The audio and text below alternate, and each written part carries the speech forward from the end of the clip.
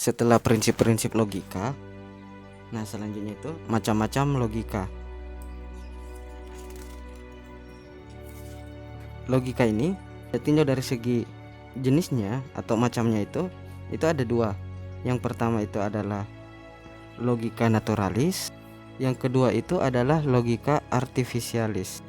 Logika naturalis ini adalah logika yang terbentuk secara alami karena keberadaan akal. Sedangkan logika artifisialis itu adalah logika yang telah dikembangkan dari logika naturalis. Atau pengembangan dari logika naturalis itu sudah dalam bentuk aturan-aturan atau norma atau kaidah atau sistematika berpikir, sehingga bisa melakukan berpikir cepat, berpikir tepat, efektif dan efisien, atau bahasa lainnya itu adalah bernalar. Nah, sehingga logika artifisialis ini biasa juga disebut dengan logika ilmiah atau menggunakan kaidah-kaidah ilmiah untuk mengembangkan logika naturalis atau menggunakan logika naturalis. Nah, kemudian logika artifisialis ini terbagi menjadi dua lagi. Yang pertama itu adalah logika mayor.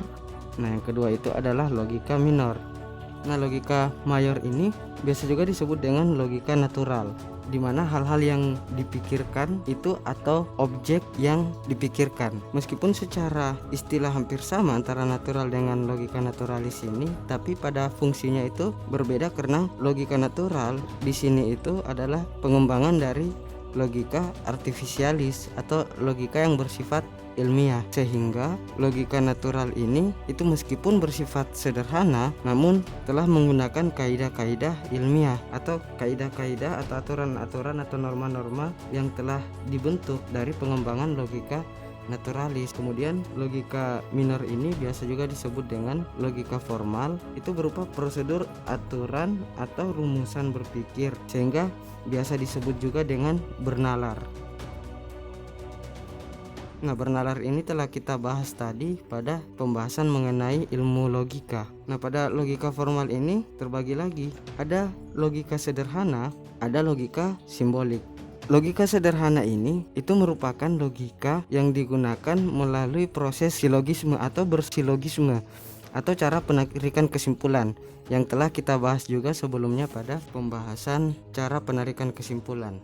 Sehingga logika sederhana ini terdiri dari 3 komponen. Yang pertama itu konsep, yang kedua itu penalaran, dan yang ketiga itu keputusan yang hadir dari proses penalaran. Kemudian logika simbolik ini membutuhkan sekian banyak simbol-simbol untuk menerjemahkan kerumitan konsep, sehingga lebih mudah dilakukan proses penalaran.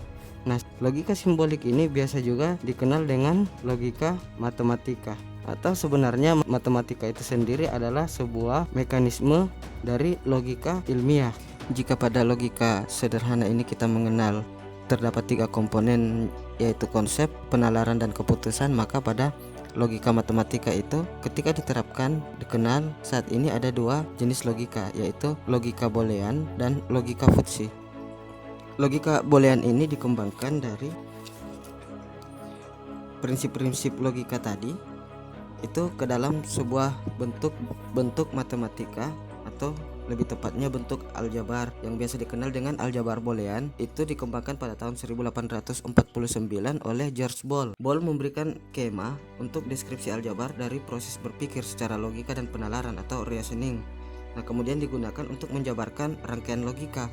Boolean ini pada dasarnya merupakan tipe data itu yang hanya terdiri dari 2 nilai, itu misalnya benar dan salah, atau misalnya tinggi dan rendah. Nah, sehingga dalam pelembangan itu dikenal 1 dan 0. Lain halnya dengan logika Futsi yang dikembangkan oleh Lotfi Asaidah. Lotfi Asaidah ini meskipun mengajar di Universitas California Berkeley, tapi dia berkebangsaan seperti kebangsaannya Mullah Sadra dan Ibnu Sina. Nah, logika Futsi ini dikembangkan pada tahun 1965, merupakan pengembangan dari logika boolean. Pada logika boolean itu kita mengenal logika biner 1 dan 0 ini sebagai prinsip dari pengembangan logika Aristoteles. Nah, pada logika Futsi ini itu mengembangkan kemungkinan adanya nilai di antara 1 dan 0 pada analisis logika, memungkinkan terjadinya sebuah derajat di antara 1 dan 0, di antara hitam dan putih, atau derajat keabu-abuan. Nah, ini bisa mengingatkan kita pada teori kebenaran koherensi yang telah kita bahas sebelumnya juga. Nah, di mana ada sebuah derajat kebenaran. Logika ini memberikan kemungkinan terhadap zona-zona degradasi, misalnya orange, kuning. Nah, pada zona transisi itu bisa diterjemahkan dengan menggunakan narasi agak orange dan agak kuning. Nah, jika ini disimbolkan dengan angka 0 sedangkan kuning disimbolkan dengan angka 1, maka pada logika Futsi itu di antara 0 dan 1 itu masih dapat diberikan sebuah penilaian 0, sekian. Itulah macam-macam logika dan ilmu logika secara umum yang kemudian bisa kita gunakan untuk membantu kita menjadi seorang intelektualis atau cendekiawan ataupun seorang pengembang teknologi atau rekayasa ilmu komputer atau seorang programmer atau apapun yang kita inginkan. Namun jika kita analogikan bahwa logika ini sebagai komputer misalnya, maka logika ini juga punya potensi untuk terserang bug atau terserang virus yang membuat logika itu menjadi gagal. Nah, beberapa jenis kegagalan-kegagalan dalam berlogika itu bisa disebabkan karena terdapatnya godaan-godaan dalam berlogika atau gangguan-gangguan yang bisa dijabarkan sebagai berikut. Yang pertama itu adalah gangguan logika, dan yang kedua itu adalah kebuntuan logika atau ketersesatan logika atau intelektual cul-de-sac. Inilah dua jenis kerentanan yang dihadapi pada saat kita menggunakan logika atau kerentanan berpikir ataupun bernalar.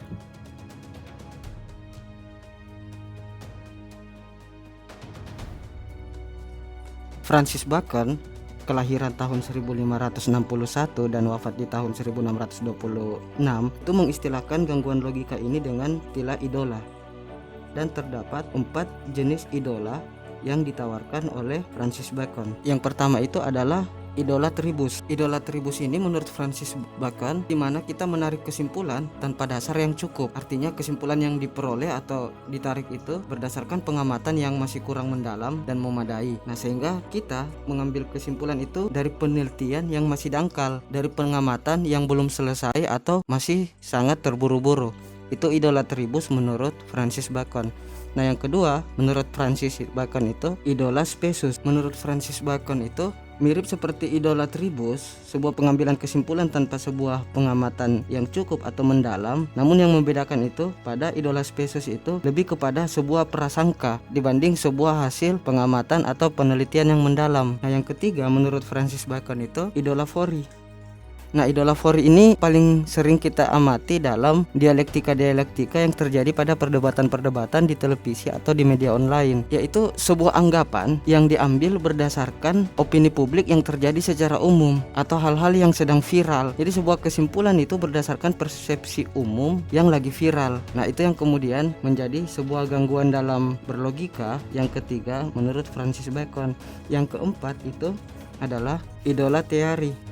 Idola teori ini adalah kesimpulan atau sebuah keputusan yang diambil itu berdasarkan dogma ataupun doktrin ataupun hal-hal yang menyerupai kondisi seperti itu, seperti mitos misalnya, atau hal-hal yang lebih kepada stigma-stigma yang diyakini namun tanpa sebuah dasar analisis atau kajian-kajian yang lebih dalam. Nah, misalnya kita mengambil kesimpulan berdasarkan kesimpulan yang diungkapkan atau dikemukakan oleh seorang tokoh politik tertentu karena kita menganggap bahwa diri kita memiliki afiliasi kepada tokoh politik tersebut, atau kita mengambil kesimpulan berdasarkan narasi yang dilontarkan oleh tokoh agama tertentu karena kita seakan-akan merasa memiliki kesamaan pada aliran keyakinan yang dimiliki oleh tokoh agama tersebut, atau kita mengambil kesimpulan berdasarkan argumentasi dari seorang dosen atau seorang ilmuwan karena kita merasa diri kita memiliki kesamaan pada pandangan intelektual tertentu. Nah, seperti itu idola teori yang memungkinkan terjadinya kita mengalami kerentanan dalam bernalar menurut Francis Bacon. Nah, kerentanan yang kedua setelah gangguan logika